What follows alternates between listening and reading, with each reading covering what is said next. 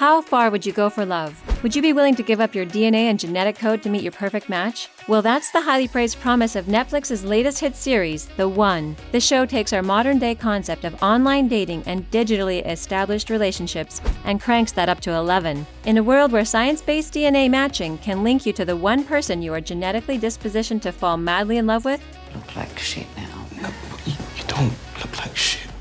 what could go wrong? Well, a whole heck of a lot. Released in March of 2021, the psychological thriller has already tasted the #1 spot on Netflix's various streaming top 10 lists. With that kind of hype, there's a whole lot of waiting for season 2. Though Netflix hasn't officially announced it, don't worry. We deserve the fairy tale. The platform usually takes a month to announce series continuations, no matter how successful the show is. Season 1 did leave a lot of loose ends, and some of the cast have even spoken out about what could potentially happen if Season 2 was greenlit. Fans of the show agree, and would love to see the show given a chance, despite Netflix's notorious show-killing spree. There's already a lot of talk going around concerning the storyline and what fans can expect. We'll dive into all that and try not to spoil anything major for soon-to-be viewers. Are you a fan of The One? And all things film and cinema? Then don't forget to subscribe to our channel and switch on your notifications to stay in the loop. Now let's get to it.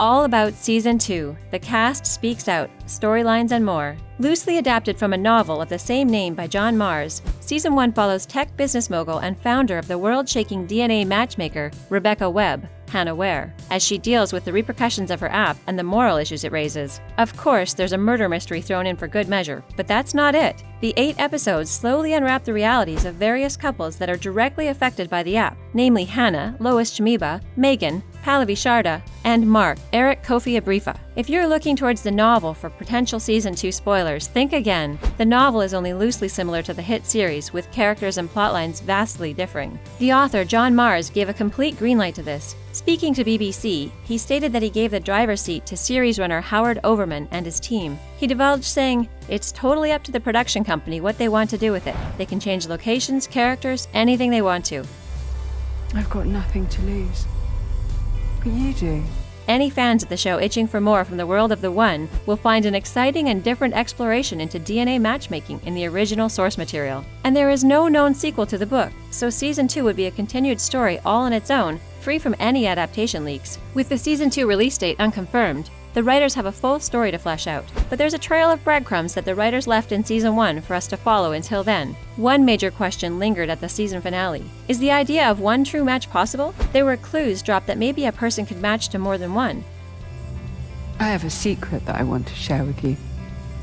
Just like in the real world with social media dating apps like Tinder. If that's the case, then Rebecca has a whole lot of backlash and pandemonium coming her way. Another theme we can expect to be heavily explored is the ongoing events concerning those who found true love through the app versus those who are content after finding love on their own. Will couples end up like Hannah and Mark? Actress Hannah Ware, who plays the problematic lead, Rebecca, We're gonna try and work things out.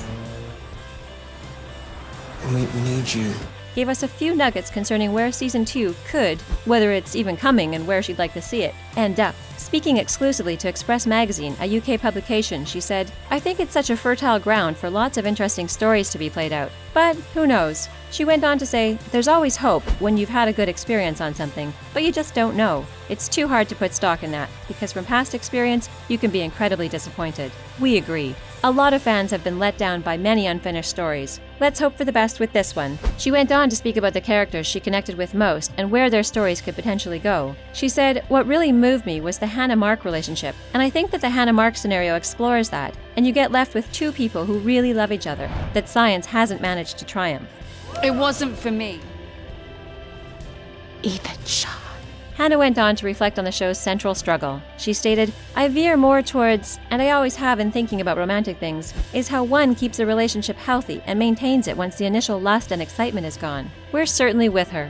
Fans can expect a full deep dive into Hannah and Mark's relationship after the events in Season 1. Will Megan worm her way into things? We can expect a resolution to Hannah's arc, and we might just discover who her DNA match might be. We also expect the show to explore themes like DNA ethics and what the DNA samples could be used for besides a little harmless love matching. With Rebecca's track record, what devious antics could she be up to with other people's genetic makeup, which is fast becoming valuable content in our modern times? We can expect a Season 2 announcement around May 2021, and if everything is approved, production would start as soon as possible, and Season 2's release will most likely happen in March of 2022.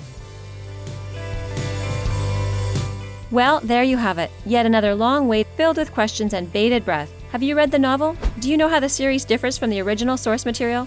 Would you try and get mad? Feel free to geek out in the comment section below, and if you enjoyed this video, then give it a big thumbs up. See you in the next one.